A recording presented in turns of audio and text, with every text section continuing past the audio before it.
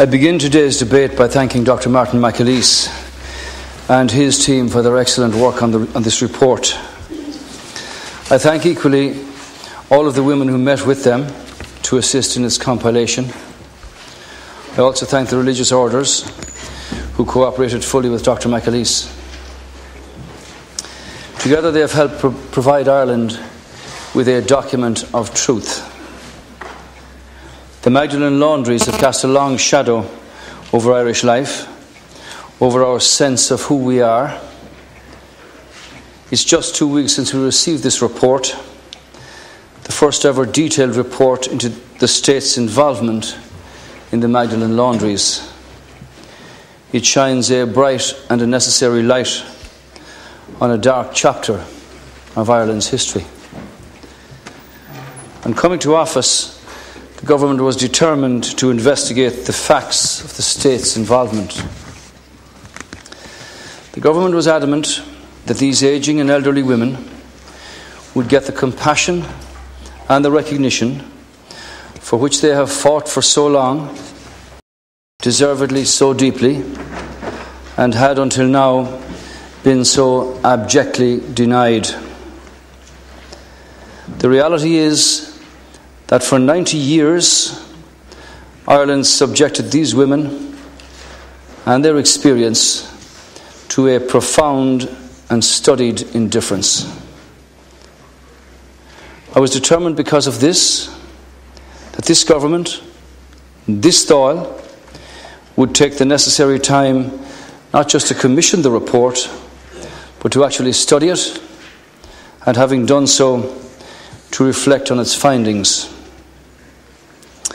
I believe that was the best way to formulate a plan and a strategy that would help us make amends for the state's role in the hurt of these extraordinary women.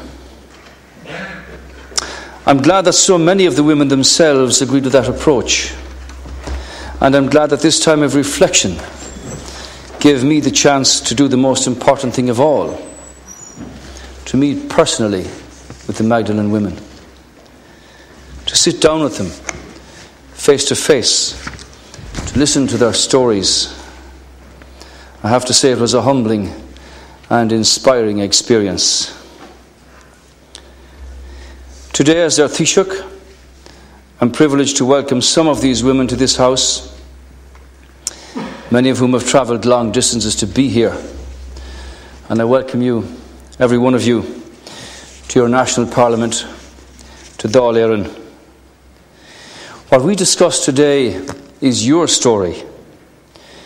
What we address today is how you took this country's terrible secret and made it your own, burying it, carrying it in your hearts, here at home, or with you to England, to Canada, to America and Australia, on behalf of Ireland and the Irish people. But from this moment on, you need carry it no more, because today we take it back. Today we acknowledge the role of the state in your ordeal. We now know that the state itself was directly involved in over a quarter of all admissions to Magdalene laundries, be it through the social services, reformatories, psychiatric institutions, county homes, the prison, the probation service, and industrial schools. We have in fact decided to include all the Magdalene women in our response, regardless of how they were admitted. Dr. McAleese set out to investigate 5 areas in particular. Firstly, the routes by which women enter the laundries. Secondly, the regulations of the workplace and the state inspections. Thirdly, state funding of and financial assistance to the laundries. Fourthly, the routes by which the girls and the women left the laundries. And fifthly, death registrations, burials and exhumations. In all 5 areas, there was found to be direct state involvement. And as I read this report, and as I listened to these women, it struck me that for generations, Ireland had created a particular portrait of itself as a good living and God-fearing nation. Through this and other reports, we know that this self-flattering portrait is fictitious. It would be easy to explain away all that happened, all we did in those great moral and social salves of the culture back then, the order of the day, the terrible times that were in it. Yes, by any standards, it was a cruel, pitiless Ireland, distinctly lacking in a quality of mercy. That much is clear, both from the pages of the report and from the stories of the women that I met. And as I sat with these women, as they told their stories, it was clear that while every woman's story was different, each of them shared a particular experience of a particular Ireland, judgmental, intolerant, petty, and prim. In the laundries themselves, some women spent weeks, others months, more of them years. But the thread that ran through their stories, Cancorla, was a palpable sense of suffocation, not just physical, in that they were incarcerated, but psychological, spiritual, and social. Their stories were enriched by an astonishing vividness of recall of situation and circumstance. Here are some of the things I read in the report and what they said directly to me. The work was so hard. The regime was cruel. I felt all alone. Nobody wanted me. They sent me because they thought I was going to a good school. I've seen those older people beside me. I used to cry myself to sleep. I was bold. I wasn't going to school. I was locked up. I thought I would never get out. We had to sew at night, even when we were sick. I heard a radio sometimes in the distance. We were not allowed to talk to each other. Your letters were checked. I was so short, I needed a stool to put washing in. The noise was desperate. I thought I would go mad from the silence. The heat was unbelievable. I broke a cup once and had to wear it hanging around my neck for 3 days. I always felt tired, always wet, always humiliated. My father came for me after 3 months, but I was too ashamed to go home. I never saw my mum again. She died while I was in there. The Magdalene women might have been told that they were washing away a wrong or a sin. But we know now, and to our shame, they were only ever scrubbing away our nation's shadow. And today, just as the state accepts its direct involvement in the Magdalene laundries, society too has its responsibility. I believe I speak for millions of Irish people all over the world when I say we put away these women because for too many years we put away our conscience.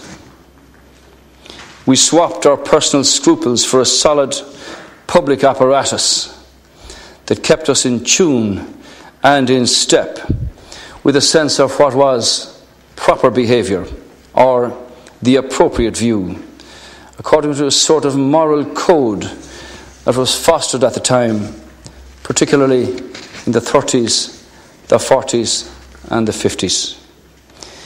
We lived with the damaging idea that what was desirable and acceptable in the eyes of both the church and the state was also interchangeable.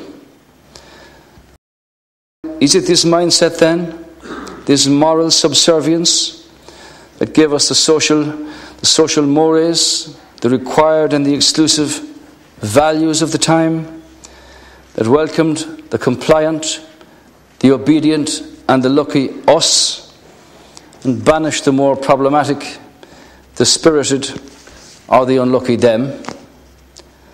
And to our nation's shame, it must be said that if these women had managed to scale the high walls of the laundries, they would have had their work cut out to negotiate the height and depth of the barricades around society's proper heart. For we saw difference as something to be feared and hidden, rather to be embraced and celebrated. Were these our values at Count Corla? Because we can ask ourselves for a state, least of all a republic. What is the value of the tacit and unchallenged decree that saw society humiliate and degrade these girls and women? What is the value of the ignorance and the arrogance that saw us publicly call them penitents? Penitents for their crime of being poor or abused or just being plain lucky enough to be already the inmate of a reformatory, a psychiatric institution, or in an industrial school.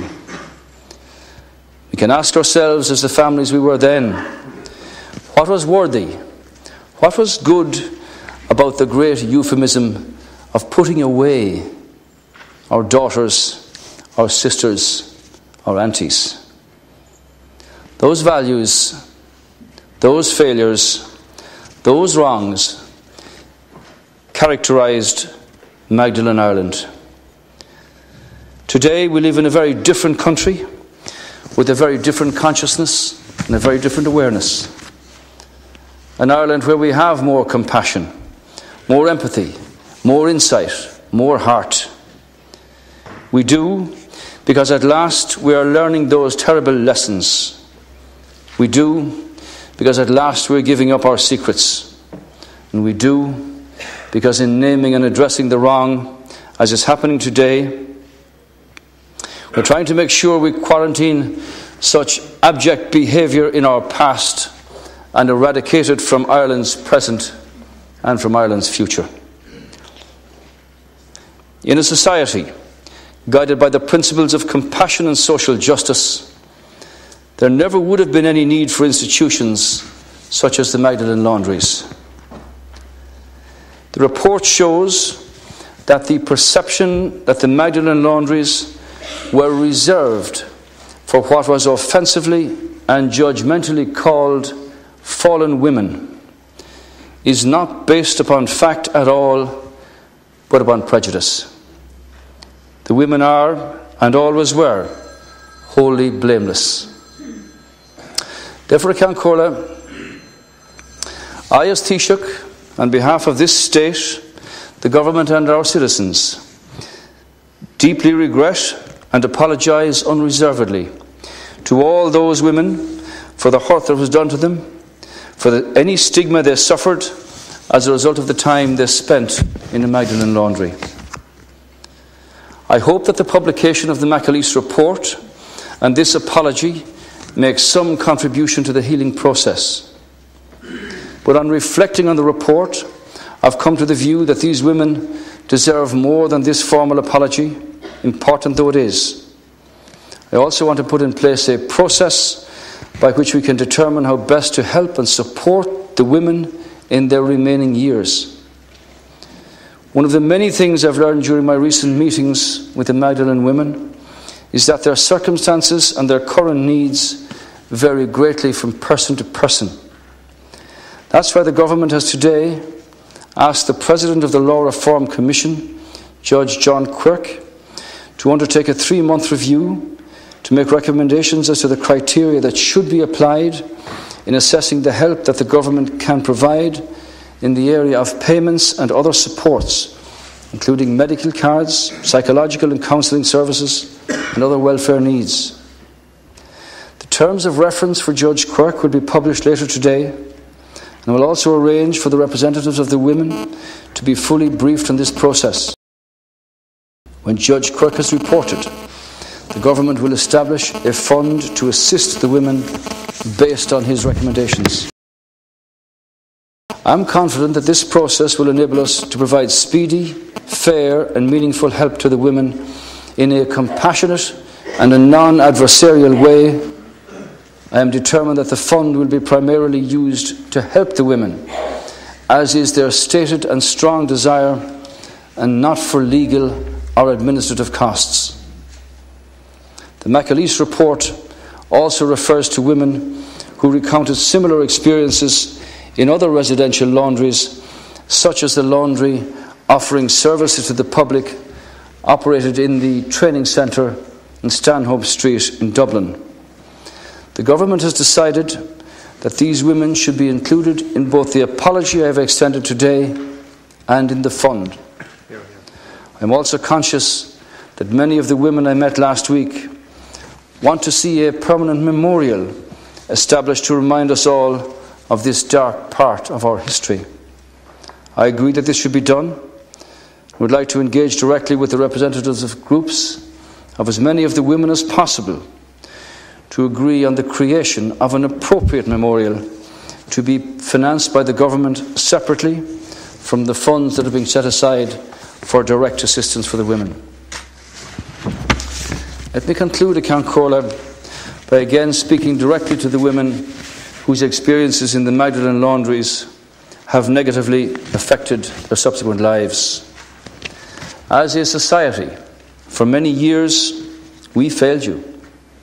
We forgot you, or if we thought of you at all, we did so in untrue and offensive stereotypes. This is a national shame, for which I say again, I'm deeply sorry and offer my full and heartfelt apologies. At the conclusion of my discussions with one group of the Magdalene women, one of those present sang Whispering Hope. A line from that song stays in my mind. When the dark midnight is over, watch for the breaking of day. Let me hope that this day and this debate, heralds a new dawn for all those who feared that the dark midnight might never end.